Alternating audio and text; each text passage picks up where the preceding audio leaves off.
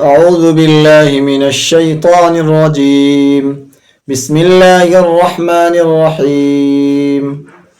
سبح اسم ربك الأعلى الذي خلق فسوى والذي قدر فهدى والذي أخرج المرعى فجعله غثاء أحوى سنقرئك فلا تنسى إلا ما شاء الله إنه يعلم الجهر وما يخفى ونيسرك لليسرى فذكر إن نفعت الذكرى سيذكر من يخشى ويتجنبها الأشقى الذي يصلى النار الكبرى ثم لا يموت فيها ولا يحيا قد أفلح من تزكى وذكر اسم ربه فصلى بل تؤثرون الحياة الدنيا والآخرة خير وأبقى